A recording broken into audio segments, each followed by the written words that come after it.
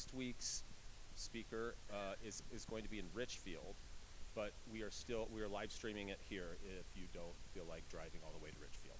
Sound good? Great. Also, if there's a time that if you haven't been able to come meet with me, if you're enrolled in the class, right, make sure to send me an email. Tuesdays are pretty much wide open, so right, let's talk that way. Otherwise, I think we're about good to start the live stream. All right, well, welcome everybody to Convocations. Today our speaker is Mercedes Yardley. She is an author of numerous works, including Darling and the Stabby Award-winning apocalyptic Montessa and Nuclear Lulu, A Tale of Atomic Love, Pretty Little Dead Girls, Deuterius in Love, and Nameless. She won the Bram Stoker Award for her stories in Little Dead Red and Fracture, and her short story collection called Love is a Crematorium and Other Stories releases tomorrow. So go get it. And Mercedes lives and works in Las Vegas. And so today her presentation is titled The Worth and Beauty of the Macabre. Let's give a round of applause for Mercedes Yardley.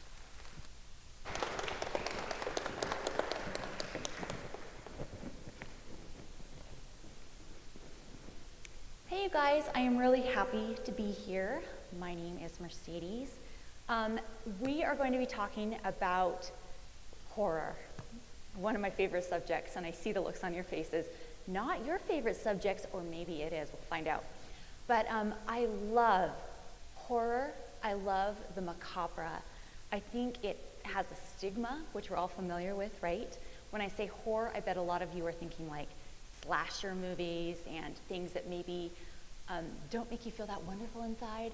There's a whole gamut of horror, and we're going to discuss some of that. So welcome to my class. And to tell you just a little bit about me, let me just make sure this is up correctly. Okay, good. All right, so to tell you just a little bit about me, I am a 2-time Bram Stoker Award winner. Those are kind of the Oscars of horror, and it's a big deal, and I was so excited, and the first time I cried, and I didn't have a speech ready because I didn't think I would win, and I was literally wearing shoes that were 6 inches heels, and like nearly died getting up to go receive it because I had no idea I would be getting up on stage. I thought I'd just sit and look pretty, right? So I did win the Bram Stoker Award twice. I won the Stabby Award, which is a big medieval dagger with the name of the story printed on it and my name on it. I can't believe they gave me a knife. That's awesome. I am a member of the Horror Writers Association. So I work with them. I volunteer there. I'm on the grievance committee. I read for the Stoker juries sometimes. I work with the mental wellness committee. I'm a sensitivity reader for that. So just a lot of good things there. And I like bats, like a lot, almost as much as I like sharks. So those are kind of the horror-related side. And on the other side, lest you think that I'm just some, crazy Halloween person all the time, which is kind of true, I work with the special needs community. So I have a son who is 21 years old now. He has Williams syndrome and autism. Mentally, he's about, I think we'd say cognitively around 6, maybe a little bit less than that. He is the sweetest, best person that I have ever met in my whole entire life. And since he was diagnosed, I've really become involved with the community and advocate for representation in literature and that sort of thing. I volunteer all the time with this community and with other things. I'm a family girl. My family is the most important thing to me. There's some of my in-laws right there. Makes me so happy. And I'm a mentor. So I work in the writing community. I mentor up-and-coming writers. I mentor people that just want to learn more things. I was just telling my family that I did a 4-hour workshop last week, and that's a long time to do a workshop.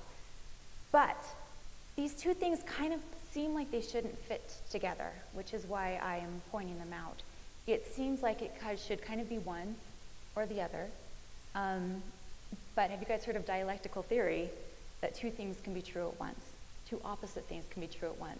This is why you can have a person that you love, that you can find out they're doing horrible things, and you still love them even though they have done these horrible things. These two things can be true. So, talking about the macabre, what is horror? If we're going to talk about it, we need to at least define it, right?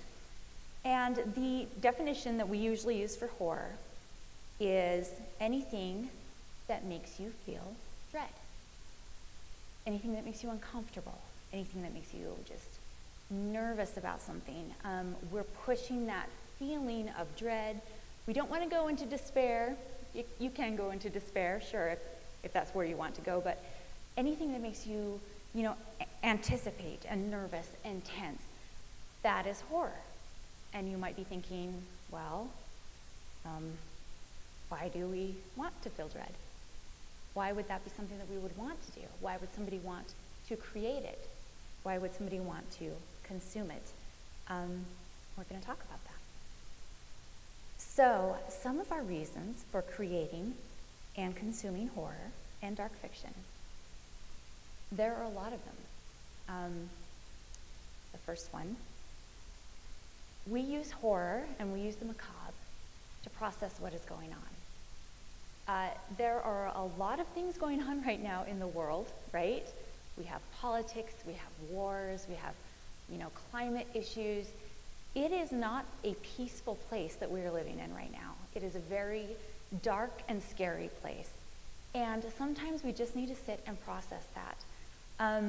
I find out as a writer that I usually don't know what my opinion on something is until I have had a chance to really process it. And I process it by writing it. So I'll sit down and I'll be like, I have this issue that's on my mind. I can't get off my mind. How do I figure it out? And I'll write a story about it, or an essay about it, or just to a friend about it. And then by the time I'm done, I can look at that and be like, okay, I worked through that. I see what my opinion really is. And usually, it's not really what I thought it was at the beginning. You kind of think you have a knee-jerk opinion about something. When you really explore it, it can be something completely different. So horror is a place that we do that. There are not a lot of genres that I feel you can process things and current things as much as you can horror. For example, romance is wonderful and worthwhile and amazing and can make you feel good, but I don't feel like I'm working through an issue there. If I go into a romance book, I figure I'm going to have this beginning, there's going to be some, problems, and they're going to fall in love, they're going to fight, they're going to break up, they'll get back together, and in the end, there's a happily ever after. It follows a formula that is comforting and wonderful and expected, but it doesn't help me figure things out. The same with fantasy, the same with some other genres. So horror gives us a place to take things and just work through them in a way that we don't get to in other genres. We get to explore these frightening feelings in a safe place. And I think that is really important. Horror is kind of like our own therapy, okay? You get to go to a movie theater, you get to sit there, and one of my favorite things is going to movies. I have that like AMC pass where you pay $20 and you get to go 3 times a week, and I love it. Oftentimes, I'm the only person in a horror matinee. It's just me, unless maybe I'm not alone. But it is like really fun and enjoyable to be in a safe place watching things on the screen that are freaking me out, right? I don't know if you guys have seen A Quiet Place. I don't know if you guys have seen, there's a new one that just came out called Never Let Go. There are all these things, and they're these scary things, but they're talking about issues that we have in real life just in an exaggerated sense. So A Quiet Place was all about isolation, right? The pandemic, all about hiding from something, about something that we don't understand, and we have to protect our families from this thing that we don't understand. And they just are wonderful to like sit and scream, like, oh my gosh, ah, in a place where it's okay to sit and scream, right? Sometimes if you do that in your living room, your family wonders, right? Sometimes it's not safe to do that at school. If you just stand up and scream, everyone's going to be concerned about you. If you're in a theater, you get to let those emotions out. You get to be there with your friends or your date or your family, and you get to watch something. You get to feel that tension. You get to feel that fear, and it is released in a healthy way. We know that our bodies, there's a book called Your Body Tells the Score, Your Body Knows the Score. Our bodies keep all of our emotion inside, and it can manifest. If you're tense all the time, can't you feel that in your body? Your muscles not up, things ache, things hurt. This is a way to let go of that safely. To read a book and fall into these things and know that you're at home in your cozy little chair with a blanket on your lap and a cat. So you can be scared, but you're safe. It is really the best form of therapy. And another reason that we create or consume dark fiction is to connect with others. And I think that this is really important, and it's something that we forget about a lot. Have you guys heard of a trauma bond? Right? If you go through something with somebody, you're connected in a way that you might not normally be, and probably most likely won't normally be. If you are on an airplane and you're sitting next to some weird guy, he's just some weird guy and you can't wait to get off, it's no big deal, right? Say that plane starts to shake. See that I was on a flight coming back from Baltimore last year, and we just fell a little bit, and there was so much turbulence. People were like throwing up. It was scary. It was frightening. And suddenly that weird guy that you're sitting next to becomes an important weird guy because he's holding onto your hand saying, we're going to be okay, unless we're not. And if we're not, it was really nice to meet you. My name is Tom, or whatever. And it's like that person that was a stranger before, if you go through something frightening, they become someone important to you, right? Just by being there, just by experiencing that. So like now I think of Tom fondly, instead of like Tom took up way too much room and I was like all squished between him and some other weirdo. Now I think of Tom as somebody that was kind enough to reach out to a scared stranger. He also did not throw up, so that made me like Tom even more. That was wonderful. So, hey, how about that pandemic? So we're going to talk for a little bit about shared experiences, about the macabre and about horror. You guys are beautifully young. How many of you were alive for 9/11? Just you two? 3? Okay, 4. There are 4. There are 5 of us. I was a newlywed, right? And my husband called me from school. I was still home. I was off from work that day. He called me and he says, go watch the TV. And I'm like, why? And he goes, watch the news. Go turn on the news. And I turned it on just in time to like, okay, here's this, this tower's burning. I turned it on just in time to see the second plane go into the second tower on live TV. And I was so confused. I didn't understand what was going on. And people are gasping and they're saying, we're going to war. This is war. One plane is an accident. The second plane is war. That was a life-changing experience for me. There was a time when you didn't have to go through security quite like you do now, right? There was a time when you could go and go right up to the gate and wait for someone to come off the gate. Airplane security is different. Life is different. The way we look at things is different. We didn't have to empty out our bottles before we went on a plane, before we went through security. It was different.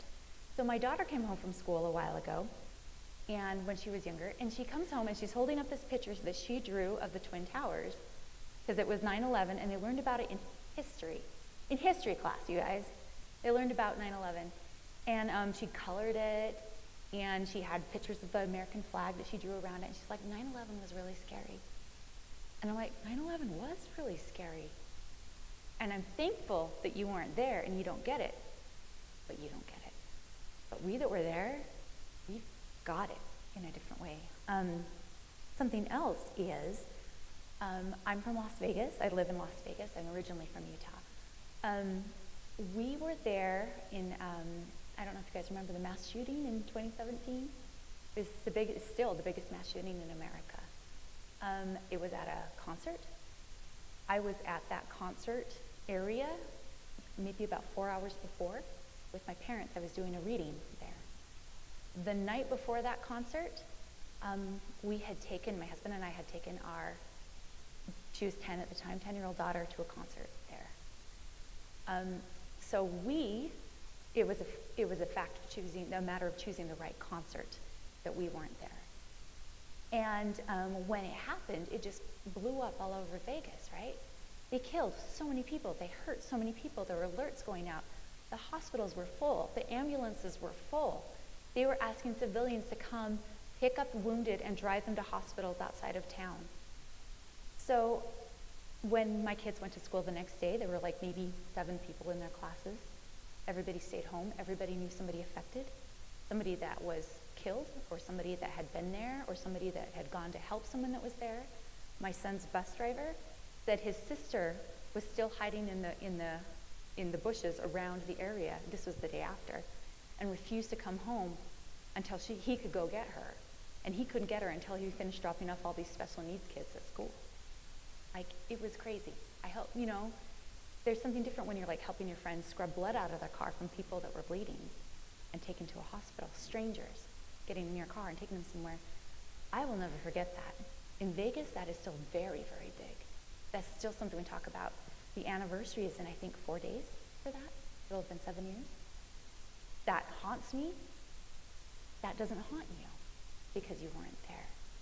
If you had been there, we would be tied in that way. And with the pandemic, what was that like? You guys were there for that, right? You guys remember everything shutting down. You remember not being able to go to school. You remember going to school online. I had 3 kids in school and was trying to teach them online. I have a sweet special needs kid. I was trying to redirect him every 15 seconds, literally, to his schoolwork. It was crazy. Do you guys remember going out of your house for that first time and going to a gas station or going inside somewhere and people thought they were going to die? Do you remember that? Your grandkids won't understand that. They won't understand the terrible things that went on, right? And what it was like for people. They won't understand how the arts just blossomed. Do you guys remember that? Everybody went home and we created. People were writing books. People were writing movies and shooting them and filming them at home, right? We had a whole bunch of isolation horror come out. We had things, people created songs. It was on TikTok. It was on YouTube. We shared these arts with each other because we were home and there was nothing to do. I remember they had like the Broadway showing of the Phantom of the Opera that they had streamed. They were like showing that live for free, like you could see it on streaming. You could see all these things. Artists and creators were gifting our works to each other and to the world because it really helped us. But your grandkids won't understand that, right? Because they weren't there. We that were there, we have that connection. We have that. And that's one of the beautiful things about the macabre is it helps us to connect with others. When writing or creating or consuming horror or the macabre, I think if you're asking yourself what your intention is, that will give you a good answer about whether or not you're doing something healthy. What is your intention? Do you want to share this experience with somebody? Do you have an idea in your head you just need to purge and get out? Do you just want to watch the world burn? Do you want to put something evil out there? Are you just mean? And these are all true and right answers. Maybe you are just mean. Maybe you do want to share this experience. Maybe it's just something in your head and you want to get it down in paper. I just think that is really important to know what your intention is. That will help you know, again, whether or not you're doing something healthy, whether or not you're doing something that's not so healthy, right? Because the stigma around the macabre is that people that do it are evil, dark, wicked people that just want to send darkness and meanness out. And I can tell you that the people I know in the horror industry are some of the kindest, most well-adjusted people I've ever met. And why are they so well-adjusted?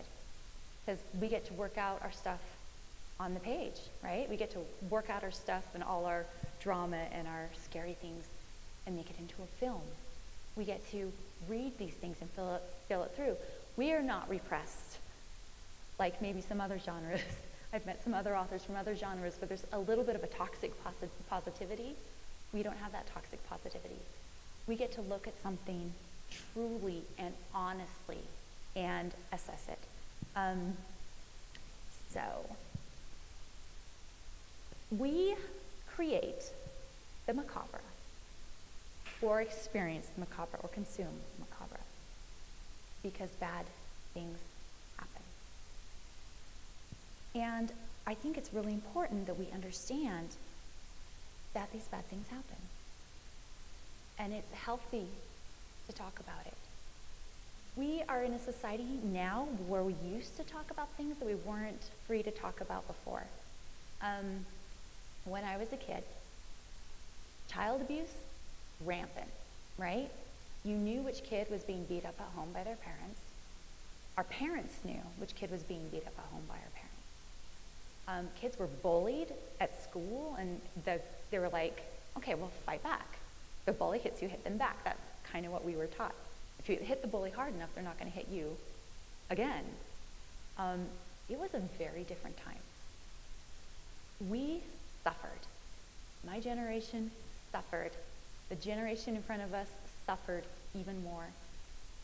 If our parents knew that someone was being abused, if I'm like, okay, this kid's getting beat up at home and I know it, and my parents are like, yeah, I know it too, there was nobody for our parents to tell.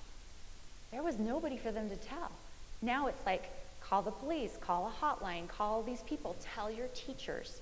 If something's going on, tell your teachers. If someone's saying something at school and you're in fear, there's places you can go online and tell that, right? These didn't exist. We didn't talk about it, and that was very unhealthy. We didn't talk about mental illness. We didn't talk about depression. You just sucked it up. And that was kind of our theme, suck it up. And that was hard and painful and not healthy. We need to recognize that bad things happen. And I love that now that's something we talk about, that we're open about, that we're really seeing and erasing that stigma. Bad things happen. And I want you to think about this. Maybe the horror that we create isn't for us. If you feel compelled to create horror or watch horror, maybe it's not for you. Maybe it is for you. Maybe you have something in your head that you just really need to get out, right? Maybe there's a reason that you are writing these things or watching these things. But maybe you're doing that to help somebody else. So I wrote a story called Little Dead Red. It's obviously based on Little Red Riding Hood, but it takes place in the modern day. And it is about, from the mother's point of view, because I don't think there are enough women in fairy tales. You're either like the cute little girl, you're the mom that dies, or you're the witch. And that's kind of your three things. So I wrote it from Little Dead Red's mother's point of view. So it takes place today, and they live in the city, and they're very poor. And she sends Little Dead Red ahead on the bus to go to see Grandma in the nursing home and bring her some soup because Grandma's sick. And Mom is like, I need to take just a bath. I just need an hour for myself, and then I'll come join you. She's a single mother. And while Little Dead Red is on the way to go to see Grandmother, she is abducted and murdered. So the whole thing is this mother's guilt about doing what she thought was a good thing and it being terrible. And it deals with a lot of issues, and it deals with them. The way that I chose to deal with them is very respectfully and politely, but the murder takes place off scene. There's sexual assault in the family takes place off scene. Domestic violence takes place off screen. That's how I chose to deal with it, but I addressed them very head on. I just was very sensitive about how I dealt with that. So it deals with themes of murder, regret, abuse, all these different things. And it's dark. It's one of the darkest things I ever wrote. But I've had the most feedback from that, from people that said, I understand, like you were saying something to me. I understand what it was like because I did something and my child died and I regret it. Or my sister died and I never heard her and I regret that. Or I was abused as a child or escaped the cycle of abuse, or haven't escaped the cycle of abuse yet. And you were saying something that I understand and I felt like you heard me. And that is valuable. People being heard, people feeling that they have a connection because I wrote about something that was so dark that a lot of people stay away from. And I wasn't afraid to go there. And they were like, I see myself in this book, and thank you for understanding me. That's meaningful. That is meaningful. And I want to point out that people, not everyone, right? Not everybody, but a lot of people that are drawn to the macabre and horror and the dark, a lot of them live chaotic lives. Their lives are horror, their lives are macabre, their lives are dark. So they are coming and reading something that they feel comfortable in. They are in a place that they feel comfortable. It feels at home to them. They're reading their lives. I think, and I talked about the stigma a little bit, I think we need to be careful not to dismiss people that are interested in horror or the macabre. I have one of the only jobs where I'm like, yeah, I'm a horror writer, and people are like, oh, I hate what you do. I hate that. I hate horror. I hate horror. Like, nobody comes up and is like, oh, you're a teacher? Pfft, I hate knowledge. I hate being taught things. I hate that you teach. You know, no one comes up and says, you're a plumber? I hate pipes. Like, nobody does that, right? But with my job, they feel so comfortable. I hate what you do. And I'm like, oh, great. You're probably not my audience, and that's okay. That's okay. But when you say that, you're dismissing and saying that you are not interested and don't want to hear what these other people are saying. Someone that says, that is my life. My life is drama. My life is horror. Going home every night is a horror to me. So I'm watching a movie, and it makes me feel at home. And you're like, I hate that. That's not worthwhile. That's not worthy. People that are interested in that are dark, of the devil, terrible, Satan's spawn, you know? When you say that, how does that make them feel, right? Doesn't make them feel safe, doesn't make them feel loved, doesn't make them feel seen. And you have become part of their problem. So try not to do that. Horror may not be your jam. Still respect it. There's a reason for it. And it may not be for you. It may be for somebody else. So I want to make sure that we have plenty of time for Q&A. So I'm almost ready to wrap this up. But I just want you guys to know the joy. Look at this face. Is this a face of joy? This is a face of joy. I love the macabre. I think it is beautiful. I think there is an elegance to it, right? I think it can be beautifully and wonderfully written. There are different genres. There are people that love slashers and gore, love to see Friday the 13th, love all that stuff. That is okay. That's not my genre. To me, blood is a medical issue. I have medically fragile children. Blood is a bad thing. Blood is something I deal with on a daily basis. We're in the hospital. Here's medical stuff. That doesn't scare me. It will gross me out. It will make me uncomfortable because I think of my children that keep trying to die. But that's not horror. But to other people, that's a wonderful, very fun genre, right? There are things that are horror light. I have a book called Pretty Little Dead Girls I wrote. It's called A Novel of Murder and Whimsy, right? So people are dying. I'm addressing this horror. I'm addressing this scariness. There's a serial killer. It's about a girl that's destined to be murdered and a guy who's a serial killer. And he's like, this is perfect. Magical surrealism. It's joyful. It's about her friends that are like trying to stand up and keep her alive. It is a cheery book. It's, magical surrealism. So the flowers are talking to her. It's doing all these different things. It is still classified as horror because it's a scary concept. And people are being murdered all over the place, but it's told in a fairy tale way. So it's very, a woman's missing her eyes, and there we go, moving on, as opposed to Little Dead Red that dealt in a little darker. So you can find different aspects of horror. You can find the one that's comfortable for you. I suggest everybody try reading a little bit of it. There were so many different things that you can read and watch and consume. I also want to say, again, talking about things like depression, mental illness, anxiety, things that we're familiar with now that we weren't back then. Have you guys ever seen The Babadook? It's a scary show, not too scary.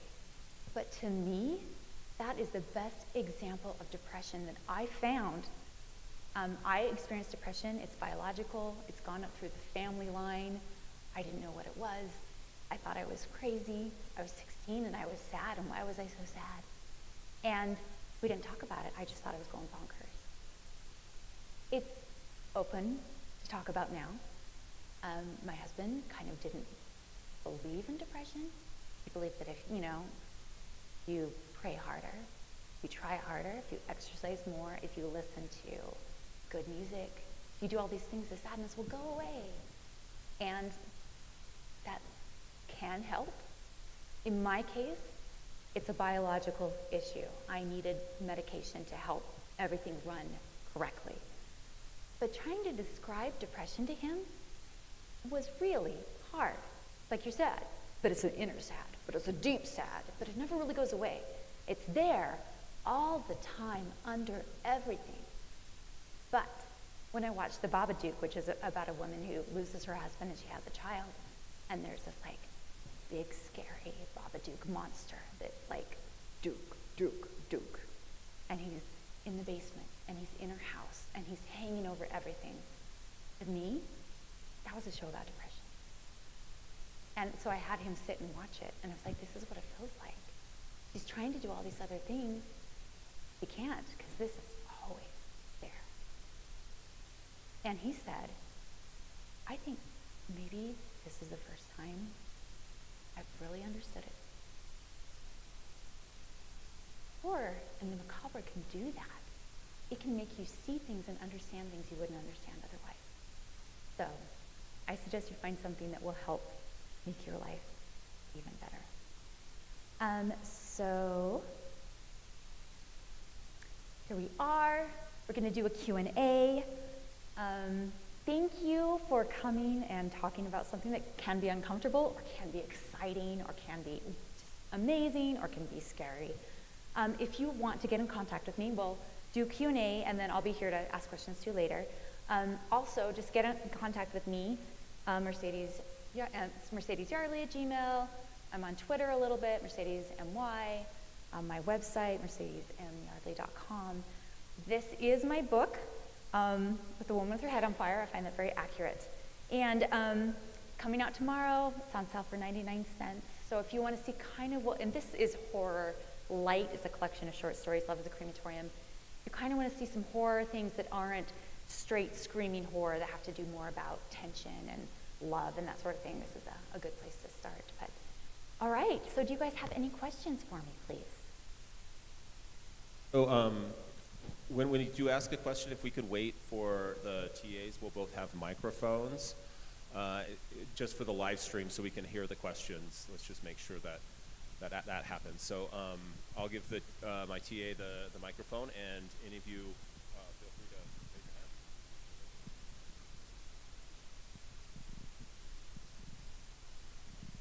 So what actually got you into writing horror? Like when you first started, how did that come to play? Okay, so I was always a dark little girl, right? But I grew up in Castledale, Utah, which is over by Price, and that wasn't allowed, being a dark little girl. So I always wanted to write stories, and I would write stories. And I remember my teacher let me read the story I wrote about a sea serpent that was killing a submarine, and it was great. And I stood up and screamed ah, in front of the class. I got to read it in front of the class, and it was maybe a little dramatic. But then I was told that that wasn't appropriate, right? I was told that I should be writing happy stories. So I tried to write happy stories, and I just think on a different wavelength. So when I started writing kind of professionally, people are like, oh, you're a horror writer. And I'm like, no, I am not, because there's a stigma to that. And I'm a person of faith, and I'm not supposed to be writing about these dark things because I've always been told I'm not supposed to. It took me getting out of my own way.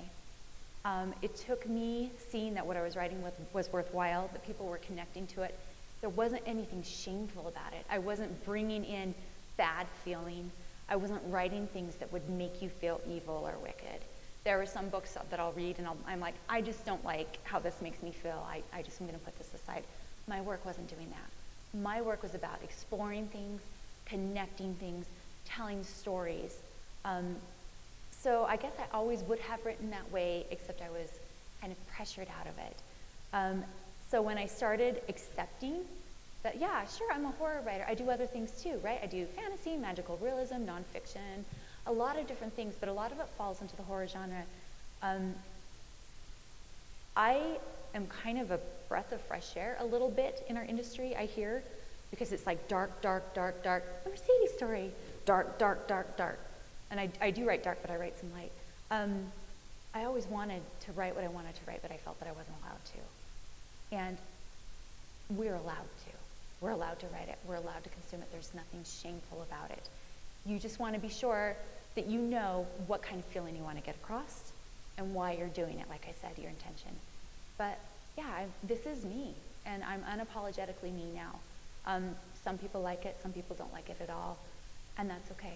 If someone is reading your work and they don't like it, they're not your audience. Write what you want to write, what you feel that you want to write, create what you want to create, watch what you want to watch, and your audience, you guys will find each other, and that's really great. You know, my mother is a librarian and won't read my books, or put them in the library because it's like nepotism. I'm like, Mom, please, nepotism. Please just put my books in the library. That's okay. She's not my audience. She started to read Little Dead Red, and she got to where they're making soup for Grandma, and she's like, do you remember when we used to make soup? And I'm like, stop there in that book. That's fine. That's where you want to stop, and it is where she stopped. People that don't like it, they're not your audience, and that's okay. That's fine. You'll find yours. Thank you for asking that.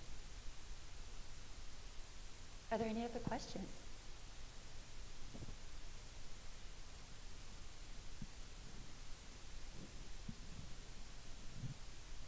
So, how did you find your audience? And just especially with having a very specific audience to find, and that like running into people who are like very I don't know, they're quick to assume and judge your like the type of people that say, oh, horror's awful, blah blah blah. Like, so how did you find that audience and kind of stand your ground, I guess? For me, I kind of changed the writing circles that I was in. I'm still a member of ANWA, the American Night Writers Association, which is like a faith-based writing conference. In fact, I taught there last week. But I had to expand from there. So I started running in more of the horror circles because people are like, I'm reading your stuff and it's horror. People told me I was horror before I knew I was horror. So I had to trust the people that had read my books and were like, oh yeah, I totally know this. This is where you are. So sometimes someone else will bring it up to you when you don't know, right? Because you're so uncertain of yourself, and you're like, so I started exploring some of these other horror circles and reading other people's works and finding that my work sounded more like Kenneth Lee or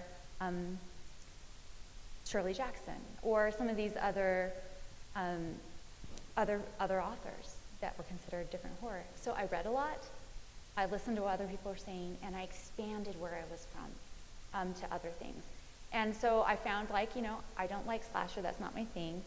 I don't care for this, that's not my thing. I love this, I love that, I love this. So I would find there are book groups.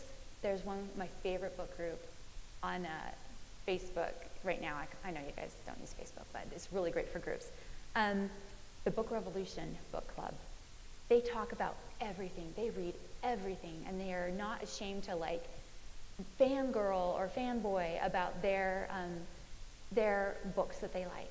So I would find people that would read the same things that I really liked, and those were my audience. Word of mouth, they usually have to tell each other, right? And they will share that they like you and that your work is worthwhile. But yeah, I had to expand and listen to others. It's very hard to be an author because everyone wants to tell you everything. They feel like since you're a public, you know, you're putting your work out for public consumption, they can just be like, oh, that sucks so bad, you know? And you're like, oh, well, thanks, you know? But sometimes there's really good feedback that comes too. You just have to have a thick skin for all the others. And yeah, and now that I'm older, I know who I am more than I was. Like, okay, this mohawk, I would not have had this when I was in college, right? My hair was long and blonde and straight, and I never touched it. And now I can do whatever I want. I feel more comfortable. If people don't like me, I don't feel that need to be liked like I did when I was younger.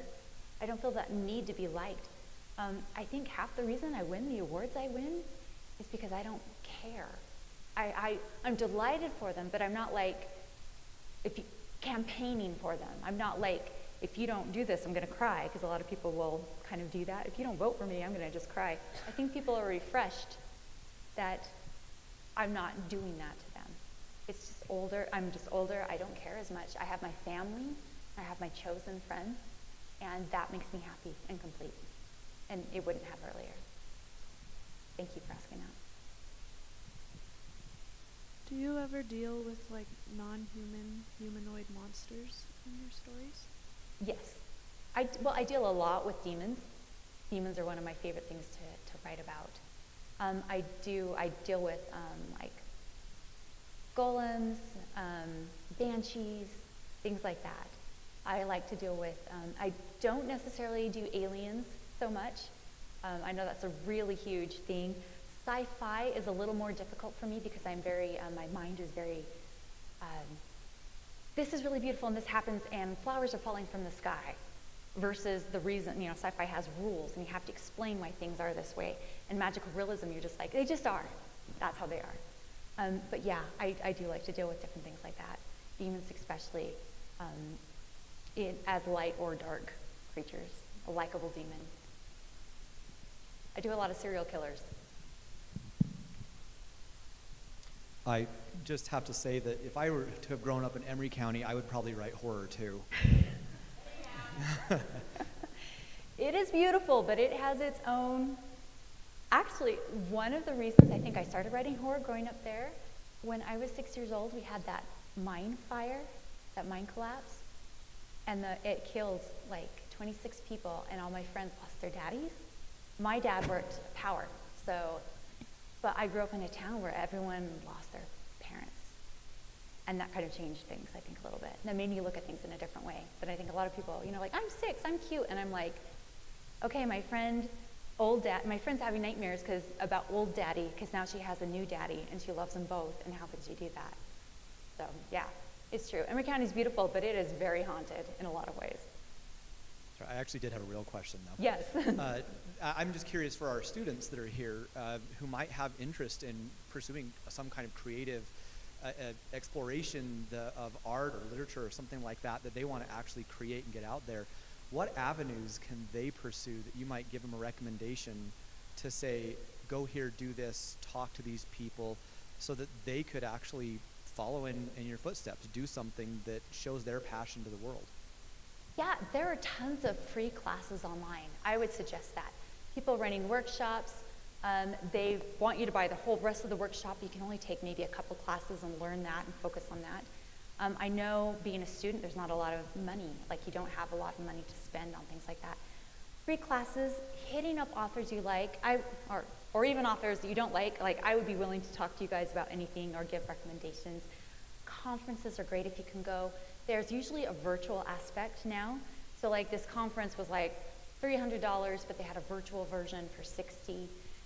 So you can, and they're gonna hate me for this, you can go in with your friends and pay for a virtual membership, and the 2 of you can watch it, so it's only $30, that sort of thing. There were a lot of different ways. It's easier now than it ever was to be published. There are so many sites that give you information. If you write a manuscript, you don't have to send it in, print it out, mail it in like we used to. You can just email it. It's easier than it ever was. So if you have questions, ask a creative, because most of us are delighted to talk about what we love. Yeah, that's what I would suggest. Any other questions? Thank you for asking.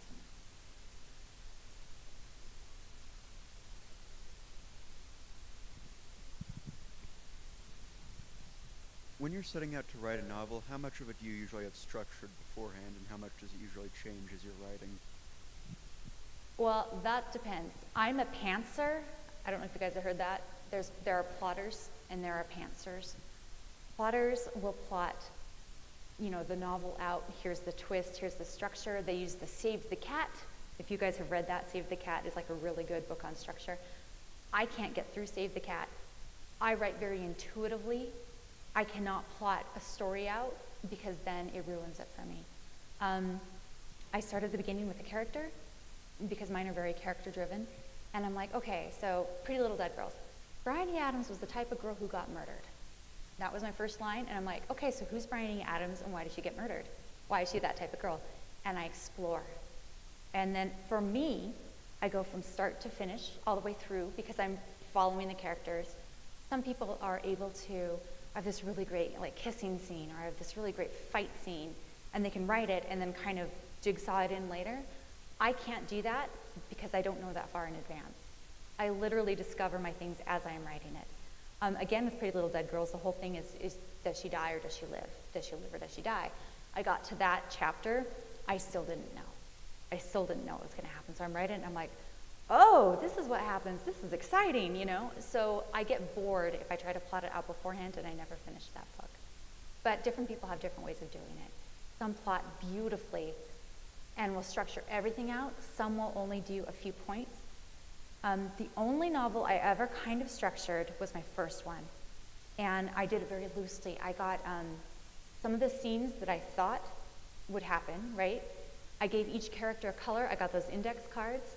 And I'm like, okay, well, if she's going to fall in love with this dude, she has to meet him at some point. So I write, they meet. You know? They fight. The end. And I'll look, and if each character has a different color, and I see this is all pink, but I don't have like any green, I need to add more green scenes with that character.